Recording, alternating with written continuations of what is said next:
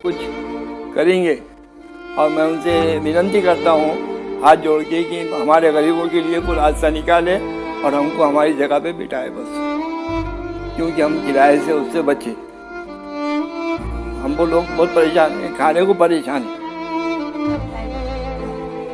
मैं अजीज Khan Shanur Khan labour colony में रहता था। 14 महीने हो गए कॉलोनी टूट के। हम यहाँ किराए से रहते हैं, पेंशनर हूँ मैं। मेरा कुछ गुजारा होता नहीं पेंशन में। हमारे को कोई अभी तक कोई पूछा नहीं। आम्ही अभिनंदन करतो त्यांचं. त्यांनी जे बिगल भरताय ते बिगल पुरती काय ऑर्डर होत नाही. ती पहिले काढा ना. आता इतके दिवस झाले, इतके दिवस काहीच केलं नाही, त्याचं काय? मिलेंगे बोले तो कब मिलेंगे? 2 पीढ़ियों के बाद पुनर्वसन करायचं तर कुठेतरी करा ना. सुरुवात कराल की नाही, ऑर्डर काढा.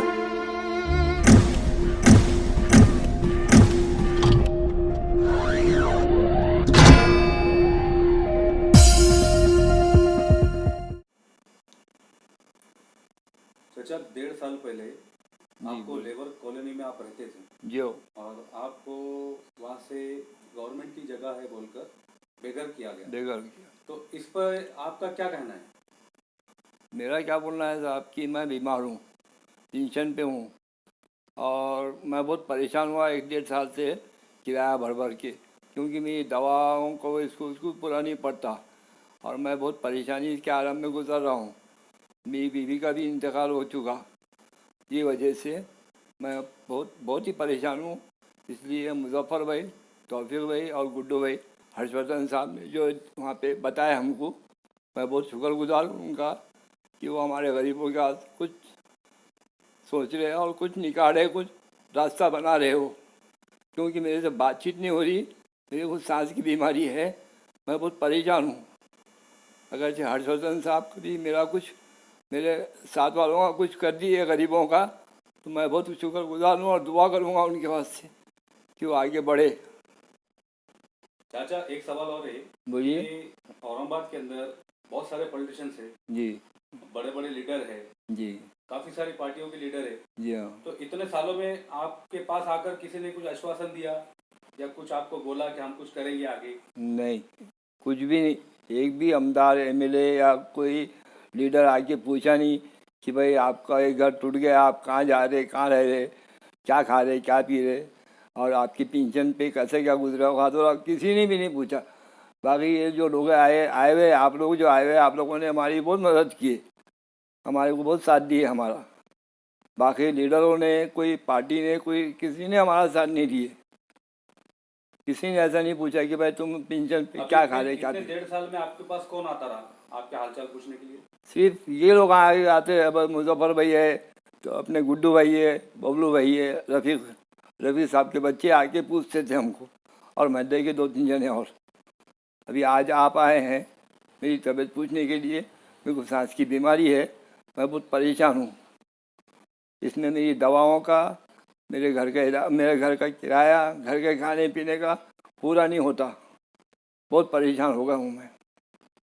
अभी हर्षवर्धन साहब से आप क्या अपील करना चाहेंगे इस बारे में? आप मैं उनसे उम्मीद रखता हूँ कि वो कुछ करेंगे और मैं उनसे विनती करता हूँ हाथ जोड़ के कि हमारे गरीबों के लिए कुछ रास्ता निकाले और हमको हमारी जगह पे बिठाए बस, क्योंकि हम किराए से उससे बचे। हम वो लोग बहुत परेशान हैं, खाने को परेशान हैं। अभी आपके घर में कोई कमाने वाला है नहीं और कोई भी नहीं है साहब। आपके बच्चे वगैरह कोई है? बच्चे अलग है, मैं अलग हूँ। अच्छा, आप अलग रहते हैं, बच्चे जियो अलग रहते हैं, जियो आप अकेले रहते हैं यहाँ पर? जियो।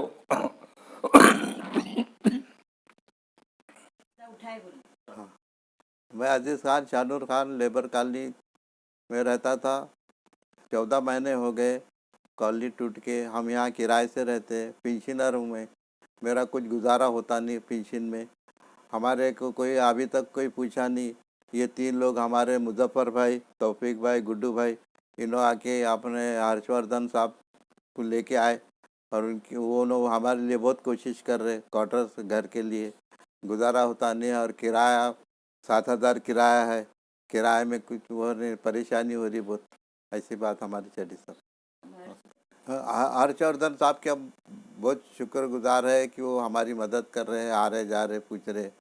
वो लोग बेसहारा है, पूरे काटरवाले हमारे नहीं, सब लोग को भी घर मिलना चाहिए जो बेसहारा लोग हैं उनको। बहुत परेशानी हो रही है ऐसा। हमारी मदद, हमारे को पूछने को ये 3 लोग आ रहे हैं, हर्षवर्धन साहब और मुजफ्फर भाई, गुड्डू भाई, तौफीक भाई, ये लोग आके हमारी थोड़ी मदद भी करते हैं जैसा। 1952 से हम यहाँ रहते थे।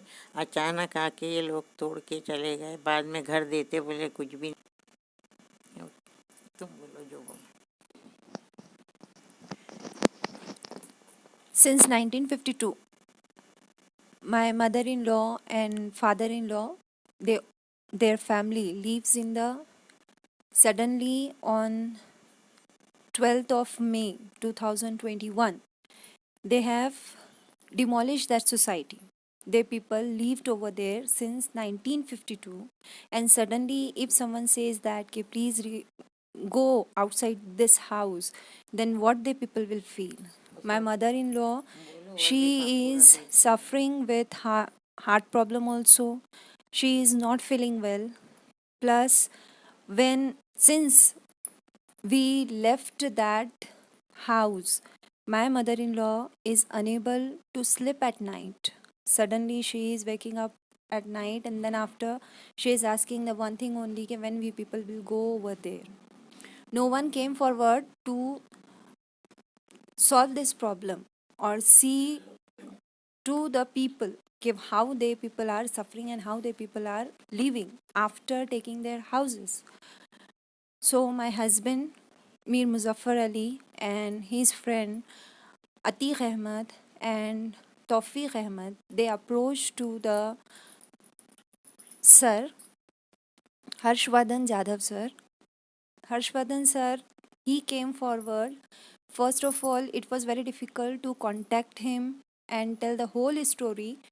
But afterwards, when he heard this story, at that time he came forward, and then after he took a step and he was ready to help the people. Now he came forward to solve the problem of the people, those who lost the house. It is very difficult to survive because since 52, my mother-in-law and her husband lives over there. It is very difficult. 1952 से हमारे सास ससुर उनके बच्चों के साथ वहाँ पे रह रहे थे। ससुर जब हैदराबाद से ट्रांसफ़र होके औरंगाबाद शिफ्ट हुए, वही टाइम पर लेबर कॉलोनी का, तब से तो अब तक वो लोग वहीं पे रह रहे थे। इवन हमारे ससुर का इंतकाल भी उसी घर में हुआ। वो घर से सारी यादें वाबस्ता है। और अब ये बहुत ज़्यादा मुश्किल है कि ये उम्र में हमारे सास वो घर छोड़ के यहाँ पे आके रहे। गवर्नमेंट ने तोड़ने के लिए तो तोड़ दी, लेकिन अभी तक के ना उसके ताल्लुक़ से कोई बात है, ना ही कोई पूछने के लिए तैयार है कि आप लोग कहाँ पर जाने वाले हैं या क्या रहने वाले हैं। बहुत मुश्किल घड़ी है, जिसकी वजह से कई सारे लोग, खुद हमारे सास भी ये चीज़ से बहुत सफ़र कर रहे हैं। उनकी तबीयत आए दिन ख़राब रहती है और रात भर वो सो नहीं पाती ये चीज़ को सोच के कि हमारा घर चला गया। और तोड़ा भी इतने सडन के कोई इन्फॉर्मेशन कुछ भी नहीं, एकदम से अफरा तफरी का माहौल था जिस वक्त घर को डिमोलिश किया। वो चीज़ आज भी इन लोगों के जहन में बैठी हुई है। हर्षवर्धन जाधव सर ने अब स्टेप लेने का सोचा है। हमारे शौहर मीर मुजफ्फ़र अली और उनके दोस्त अतीक़ अहमद ने, तौफ़ीक़ अहमद ने आगे बढ़ के उनसे अप्रोच किया और उसके बाद इन लोगों ने है तो आगे आकर काम करने की कोशिश की। इसमें किसी एक मज़हब का या किसी एक कम्युनिटी का नुकसान नहीं हुआ, इसमें सारे मज़हब के, क्योंकि लेबर कॉलोनी एक ऐसा एरिया था जहाँ पे मुसलमान, क्रिश्चियन, हिंदू, सारे समाज के लोग रहते थे। अवहाड़ काका, उनका भी बहुत बड़ा हाथ है, जो लेबर कॉलोनी के जद्दोजहद को आगे बढ़ाने में बहुत ज़्यादा वो भी है तो इन्वॉल्व है। तर आता तुम्ही लेबर कॉलनीवर राहता होता, तर ते लेबर कॉलनी डिमॉलिश झाली। आता तुम्ही सगळे घरवासी आहेत ते बेघर झाले, तर तुम्हाला काय त्रास होतं इथे 14 महिन्यामध्ये?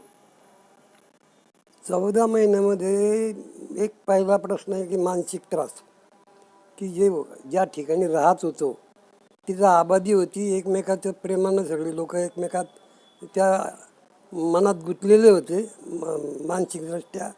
आणि ज्या वेळेला सगळे लोक फुटले तर दुःख अनावर झालं सर्वच लोकांना. कारण वर्षानुवर्षापासून आम्ही राहत होतो तिथं, त्याचे परिणाम मनावर होणारच माणसाच्या. ही परिस्थिती झाली. आणि घरं पाहताना बाहेर लोक किरायानं घर मागायला गेले तर लेबर कॉलनी सांगितलं की ते लोक विचार करत होते, ते तोंडाकडे पाहायचे की घर द्यायचं की नाही, का शासनाचं घर सोडत नाही अशी धारणा झाली होती लोकांची. आता तुमच्याकडे काही लीडर आलं होतं का? कसलं? लेबर कॉलेज तुम्ही बाहेर आला, घरचं वेगळं झालं, नाही नाही, काही नाही, कोणी काही विचारलं नाही. लीडर नाही आलं. नाही, कोणी लीडर भेटले नाही आम्हाला. आणि कशाचे लीडर काय आलं, जो तो आपापडे मारताना भामटेपणा आहे सगळा, काही मिळ नाही. आम्ही अनेक अनुभव घेतले. फक्त आजपर्यंत आम्हाला लेबर कॉलनीला जर सुरक्षा भेटल्या ती पद्मसिंह पाटलामुळं, बाकी दुसरं काही नाही आता जास्त. लेबर कॉलनीचा मुद्दा हर्षवर्धन जाधव साहेबांनी फिरसे उचाल दिला तिला, तर त्याचं तुम्हाला म्हणणं काय? काही म्हणणं नाही, धडाडीचा कार्यकर्ता आहे, कदाचित झालं तर यश येईल त्याच्या हाताला, काही हरकत नाही. जाधव साहेबचं काय म्हणणं तुमचं?